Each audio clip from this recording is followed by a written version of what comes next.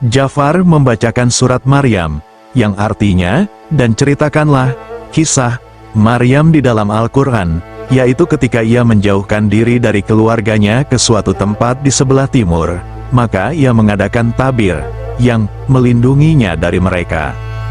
Lalu kami mengutus ruh kami kepadanya, maka ia menjelma di hadapannya, dalam bentuk manusia yang sempurna.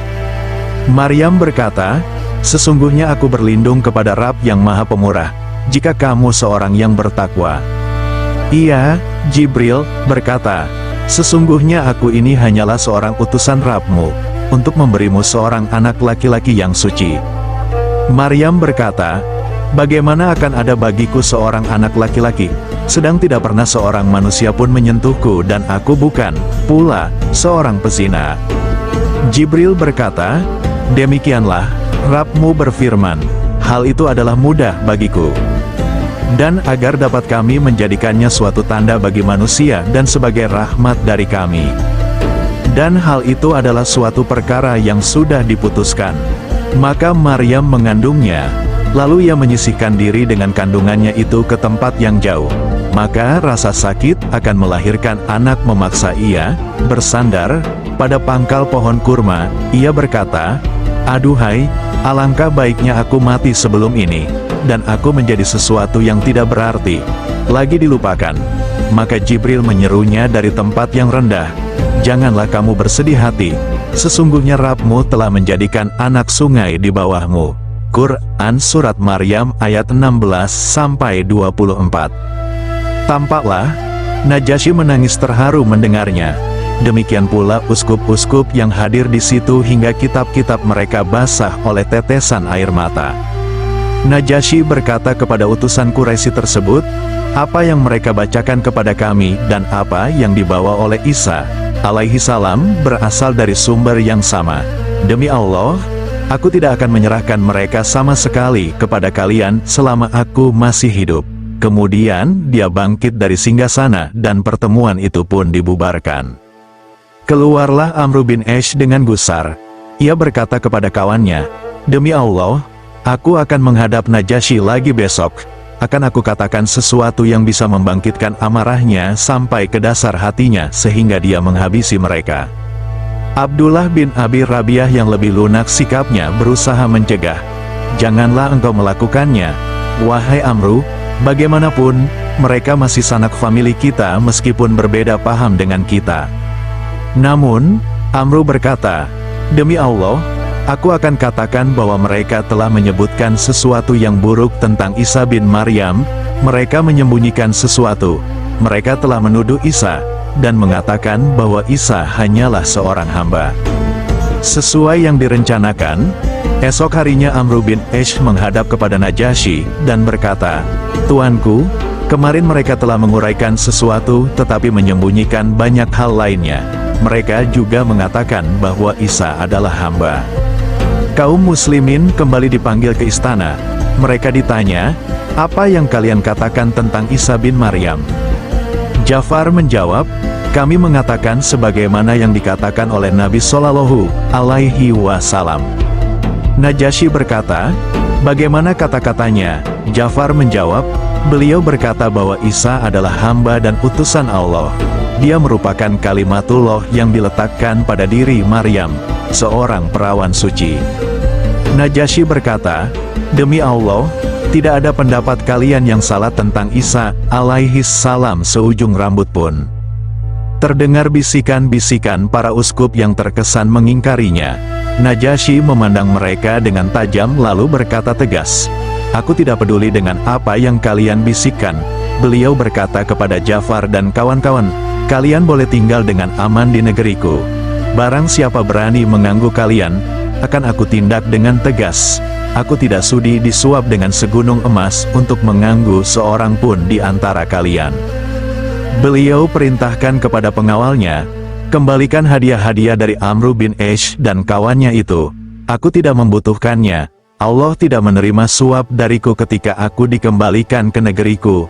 Untuk apa aku menerima suap dari mereka ini? Negeri Habasyah bergolak.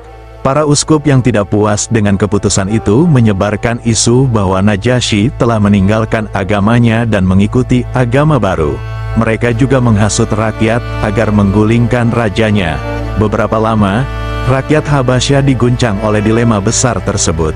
Bahkan beberapa orang ingin membatalkan bayatnya kepada Najasyi. Melihat hal itu, Najasyi mengabarkan situasi negeri kepada Ja'far bin Abi Thalib dan menyerahkan 2 buah kapal. Setelah siap menghadapi para pembangkang, dikatakannya kepada kaum muslimin, "Naiklah kalian ke kapal itu, amati perkembangannya. Bila aku kalah, pergilah kemana kalian suka. Akan tetapi, kalau aku menang, kalian boleh kembali dalam perlindungan seperti semula." Selanjutnya, Najasyi mengambil sehelai kulit kijang dan menuliskan di atasnya, "Aku bersaksi bahwa tidak ada ilah yang berhak disembah kecuali Allah dan Muhammad adalah hamba dan utusannya yang terakhir. Aku juga bersaksi bahwa Isa adalah hambanya dan utusannya, ruhnya, dan kalimatnya yang ditiupkan kepada Maryam." Dipakainya tulisan itu di dada. Kemudian dia mengenakan pakaian perangnya dan pergi bersama para prajuritnya. Berdirilah Najasyi menghadapi para penentang-penentangnya. Dia berkata, "Wahai rakyat Habasyah, katakanlah, bagaimana perlakuanku terhadap kalian?" Mereka menjawab, "Sangat baik, tuanku." Najasyi berkata, "Lalu mengapa kalian menentangku?" Mereka berkata, "Karena Anda telah keluar dari agama kita dan mengatakan bahwa Isa adalah seorang hamba." Najasyi berkata, "Bagaimana menurut kalian sendiri?" Mereka menjawab, "Dia adalah putra Allah." Maka Najasyi mengeluarkan tulisan yang dipakainya di dada, diletakkan di atas meja dan berkata, "Aku bersaksi bahwa Isa bin Maryam tidaklah lebih dari yang tertulis di sini." Di luar dugaan, ternyata rakyat menerima dengan senang pernyataan Najasyi. Mereka membubarkan diri dengan lega. Rasulullah Shallallahu Alaihi Wasallam semakin percaya kepada Najasyi. Penghargaan Najasyi terhadap muhajirin yang datang ke negerinya, dan membuat mereka aman dalam perlindungannya, menggembirakan Nabi Shallallahu Alaihi Wasallam. Apalagi setelah mendengar kecondongannya kepada Islam dan keyakinannya akan kebenaran Al-Quran, hubungan Najasyi dengan Rasulullah Shallallahu Alaihi Wasallam semakin erat. Memasuki tahun baru 7 Hijriah, Rasulullah Shallallahu Alaihi Wasallam berkehendak untuk berdakwah kepada 6 orang pemimpin negeri tetangga agar mau masuk agama Islam. Beliau menulis untuk mengingatkan mereka akan iman serta menasihatkan tentang bahaya syirik dan kekufuran. Maka beliau menyiapkan 6 orang sahabat. Terlebih dahulu, mereka mempelajari bahasa kaum yang hendak didatangi agar dapat menyelesaikan tugas dengan sempurna. Setelah siap, ke-6 sahabat tersebut berangkat pada hari yang sama. Di antara mereka ada Amru bin Umayyah ad-Damari yang diutus kepada Najasyi di negeri Habasyah. Sampailah Amru bin Umayyah ad-Damari di hadapan Najasyi. Dia memberi salam secara Islam dan Najasyi menjawabnya dengan lebih indah serta menyambutnya dengan baik. Setelah dipersilakan duduk di majelis Habasyah, Amru bin Umayyah memberikan surat Rasulullah Shallallahu Alaihi Wasallam kepada Najasyi dan langsung dibacanya. Di dalamnya tertulis ajakan kepada Islam, disertai beberapa ayat Al-Quran. Najasyi menempelkan surat itu di kepala dan matanya dengan penuh hormat. Setelah itu, dia turun dari singgasana dan menyatakan keislamannya di depan hadirin. Selesai mengucapkan syahadat, dia berkata, "Kalau saja aku mampu untuk mendatangi Muhammad Shallallahu Alaihi Wasallam, niscaya aku akan duduk di hadapan beliau dan membasuh kedua kakinya." Kemudian beliau menulis surat jawaban pendek kepada Rasulullah yang berisi pernyataan menerima dakwahnya dan keimanan atas kenabiannya. Selanjutnya, Amru bin Umayyah menyodorkan surat Nabi Shallallahu Alaihi Wasallam yang kedua. Dalam surat itu Rasulullah minta agar Najasyi bertindak sebagai wakil untuk pernikahan beliau dengan Ramlah binti Abu Sufyan yang termasuk rombongan muhajirin ke Habasyah. Sedangkan Ramlah yang biasa dipanggil Ummu Habibah itu memiliki lika-liku hidup yang berakhir dengan kebahagiaan.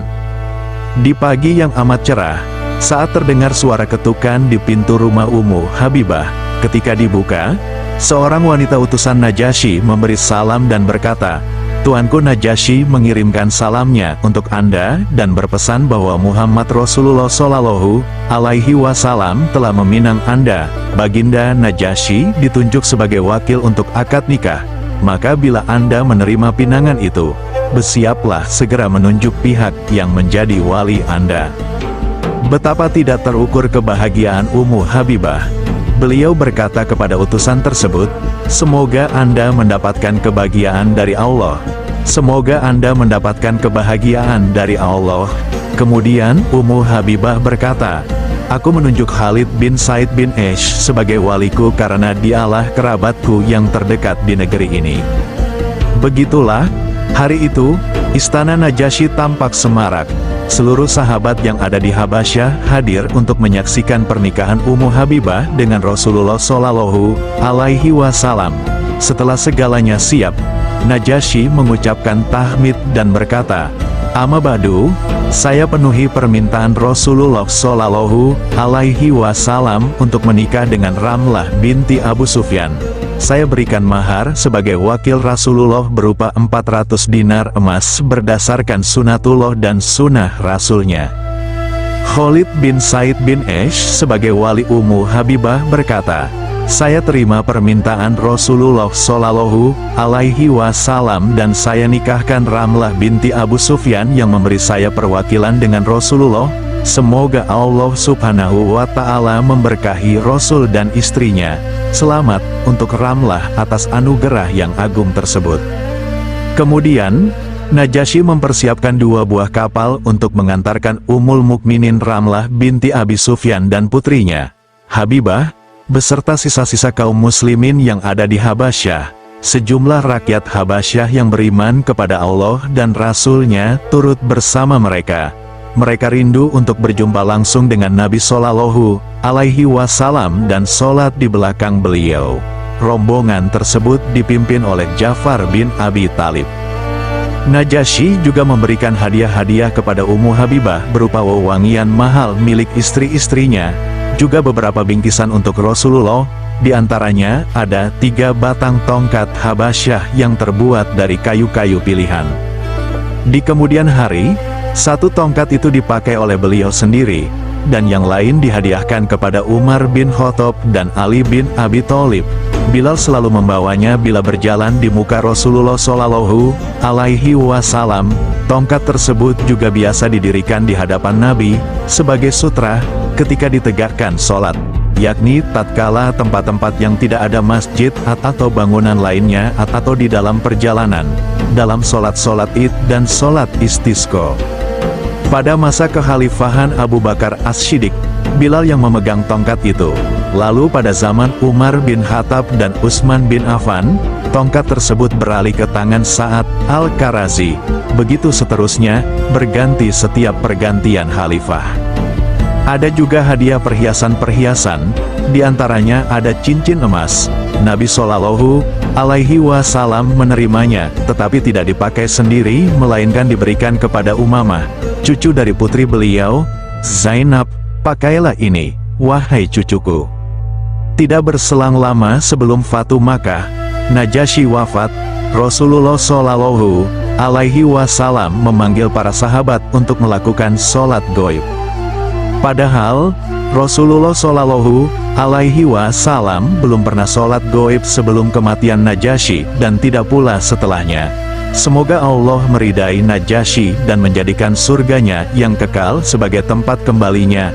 Sungguh, dia telah menguatkan kaum muslimin di saat mereka lemah, memberikan rasa aman di saat mereka ketakutan, dan dia melakukan hal itu semata-mata karena mencari ridho Allah Ta'ala.